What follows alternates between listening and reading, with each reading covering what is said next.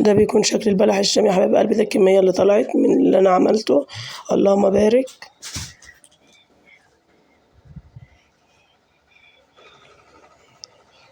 بصوا البطاري خالص جوه جوسي كده. بصوا يا حبايبي بسم الله ما شاء الله. بصوا حاجة كده تفتح النفس، يعني سهل وبسيط تقدري تعمليه في البيت بكل سهولة. المقادير بتاعته عاملاه يا حبايب قلبي دول 3 كوبايات دقيق فاخر،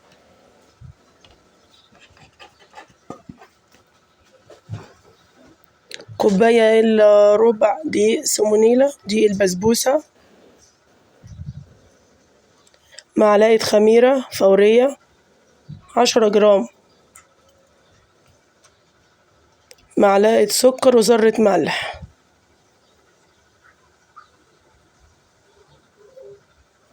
ونقلب كله كويس جيد جدا يا حبيب قلبي. خلي المكونات الجافة كلها على بعضها تتقلب كويس، وبعد كده بننزل عليه بكوباية إلا ربع زيت.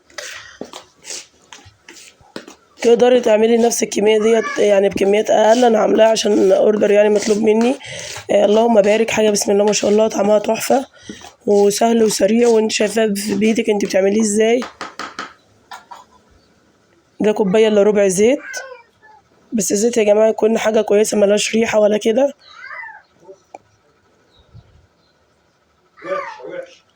هنقلب كله كويس، هنبسسه كده يا حبيب قلبي لما يبقى عامل زي الرملة المبلولة متفرولة كده. وبعد كده بعجن بمية فترة،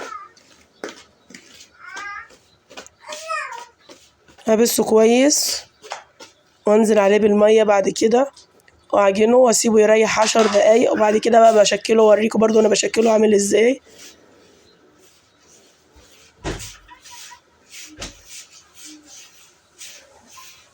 تبسيه كويس كده بيكون عامل معاكي زي الرملة المفرولة كده، عشان يكون حباية دي تتغلف بالزيت.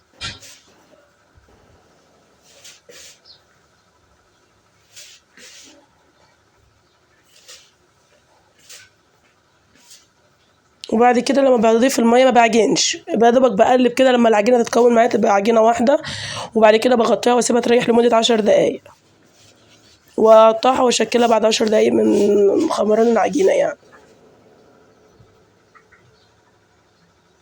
هنزل اهو بالمية يا حبيب قلبي، مية فترة مش ساقعة، مية فترة كده.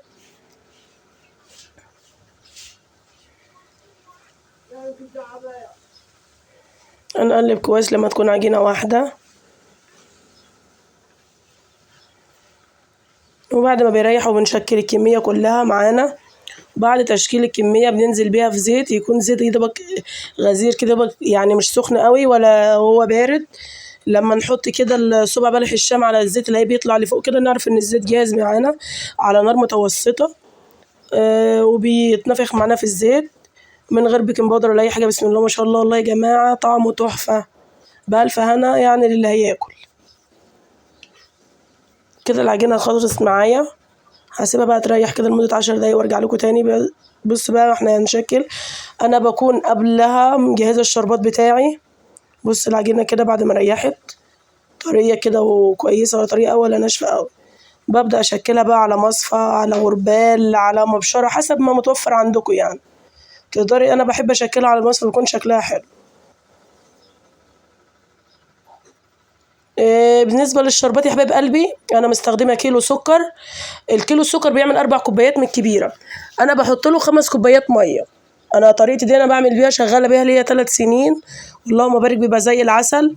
وبحط له نص كوباية عسل كلوكوز ومعلقة فانيليا وذرة من الملح. من العسل الشربات بتاعه بيكون تقيل، ولا تقيل قوي ولا خفيف، يعني بيكون مظبوط زي شربات الكنافة والجلاش. بيكون كويس، يعني بكون مجهزاه قبل منها بيوم او من الصبح يعني عشان يكون بارد براحته. يعني الشربات بيكون بارد وبلح الشام سخن. بنخلص كل الكمية الأول تقطيع، وبعدين بنبدأ فيها بقى إيه، ننزل بقى في الزيت. يعني ما ننزلش بقى في الزيت على طول، لأ، لما نقطعها بتكون برضو ريحت شوية معانا. عبال ما بخلص الكمية بتكون العجينة ريحت شوية. ويا ريت يعني لو وصلتوا لحد هنا تصلوا على الرسول صلى الله عليه وسلم. ولو لأول مرة بتشوفوا فيديوهاتي يا ريت تشتركوا في قناتي وتابعونا كل يوم، يعني وصفات جديدة تابعونا يعني تنزل لكم وتشوفوها.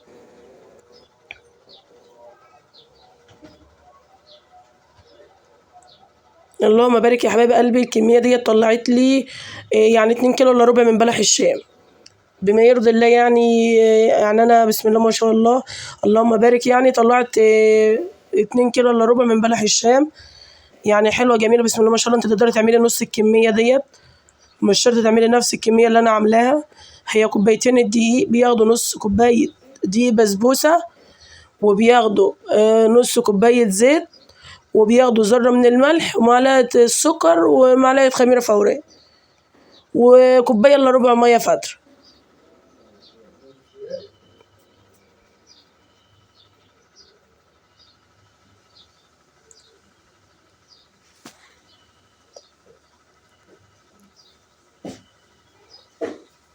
بخلص بقى الكمية كلها، وبعدين بقى زي ما قلت لكم نقول في الزيت يا حبايب قلبي.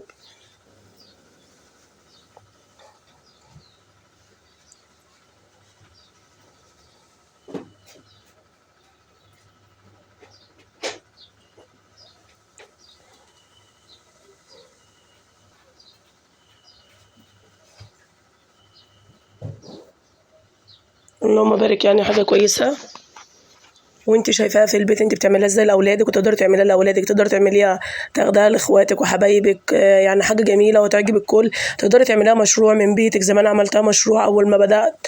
يعني حاجه جميله بسم الله ما شاء الله. بصوا ديت يعني لسه هعمل كميه اكتر من كده تاني. اللهم بارك. العجينه يعني بسم الله ما شاء الله قطعت معايا كتير.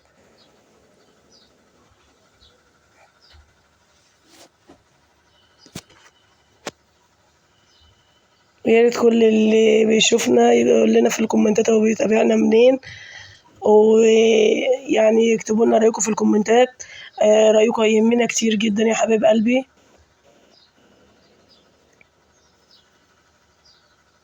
متابعين بسمة الحلوين، ربنا يبارك لي فيكم وربنا يكرمكم كلكم تبقوا احسن مني بكتير ان شاء الله.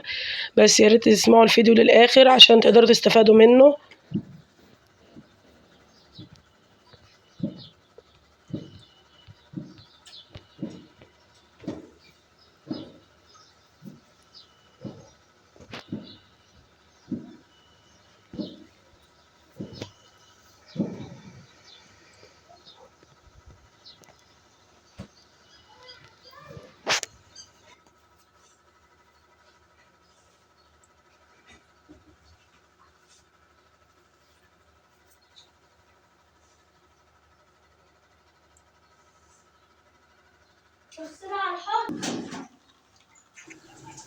ده كده يا حبايب قلبي وهو بنزله في الزيت اهوت.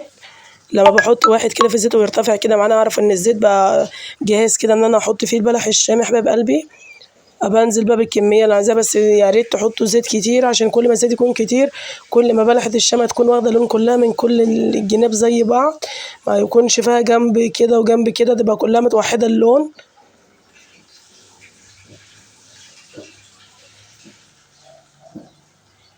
والشربات انا بكون مجهزاه زي ما انا قلت لكم يا حبايب قلبي، انا مجهزاه من امبارح. بصوا الشربات وسمكه، بصوا يعني تقيل كده زي العسل النحل واتقل كمان، يعني بسم الله ما شاء الله.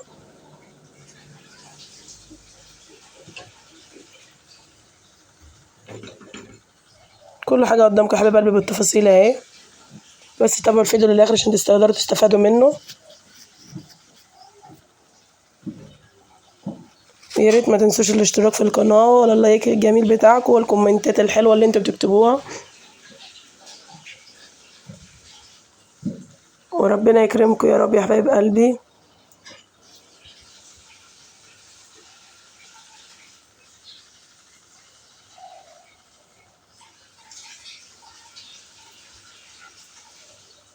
ده شكله يا حبايب قلبي على نار هاديه. انا بسويه على نار هاديه عشان البلحيه بتاعتي تكون من بره مقرمشه من جوه جوسي كده وطريه، ما يبقاش من جوه عجين، يكون مستوي براحته حلو. اهم حاجه تسويه على نار متوسطه. الزيت ما يكونش سخن قوي، لو سخن قوي البلح الشام هيحمر معاكم وهو لسه عجين من جوه مش هيكون كويس. فيا ريت تتابعوا التفاصيل للآخر عشان تقدروا تستفادوا منها يا حبايب قلبي، وتعملوا زي ما أنا باقول لكم. والله العظيم بسم الله ما شاء الله اللهم بارك، هيكون حاجة جميلة جدًا. وبأمانة يعني يا ريت اللي يجرب يبقى يصوروا ويوريه لنا كده، وتسلم ايديكم كلكم يا حبايب قلبي. باصفيه كويس من الزيت قبل ما انزل بيه في الشربات، وبرده لما بطلعه من الشربات بحطه على مصفى عشان يصفى الشربات الزيادة اللي فيه، عشان اللي ياكل واحدة كده يقدر ياكل 2 و3، ما يجزعش النفس، يكون سكره مش كتير، شربته مش كتير.